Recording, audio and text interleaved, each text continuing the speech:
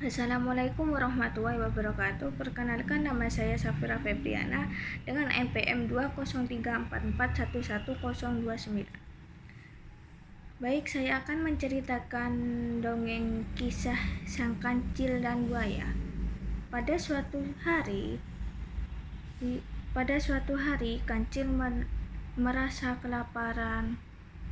Tubuhnya terasa lemah setelah seharian tak menemukan makanan, hingga ia tiba di suatu sungai yang airnya cukup deras dan cukup segar.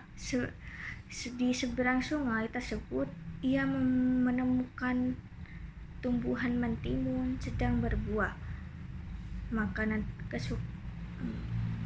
kesukaannya. Ia pun sangat gembira dan berniat segera menyeberangi sungai dan makan mentimun segar yang di seberang sungai. Namun tiba-tiba sang seekor buaya yang menghadang dan berniatan memakannya. Kancil pun mundur ketakutan, tapi rasa takutnya makin menyiksanya sehingga ia pun berpikir keras. Lalu ia punya ide. Ia berkata kepada si buaya yang berhendak menyantapnya. Ia berkata kepada sang buaya tersebut, apakah ia sedang sangat lapar sehingga akan memangsa dirinya. Si buaya menjawab, bukan, sebenarnya ia tidak terlalu lapar karena habis memangsa ular yang cukup besar. Namun si kancil baginya adalah cemilan.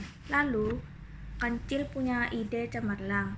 Ia mengatakan kepada buaya bahwa pada saat ini dirinya sedang dalam kondisi lapar sehingga tubuhnya harus kering jika ia tidak bisa memakan mentimun di seberang sungai, maka bedanya akan membesar dan pikiran cemerlang sehingga bahkan bisa dimakan beramai-ramai oleh si buaya dan teman-temannya.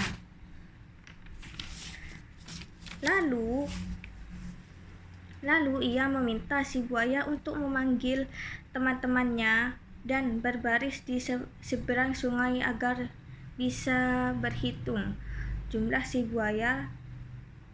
Si buaya pun lalu memanggil teman-temannya dan mereka pun berbaris rapi di seberang sungai yang sebentar hingga ke seberang tempat lahan mentimun itu ada. Kancil pun lantas menginjak barisan buaya itu satu persatu sambil menghitungnya. Setelah sampai barisan terakhir, buaya pun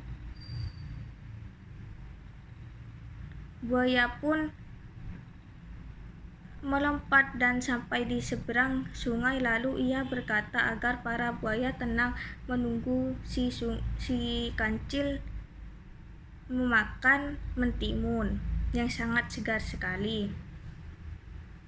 Sementara ia menyantap mentimun segar yang ada terlebih dulu agar bedanya bisa segera membesar. Sang kancil pun lalu memaksa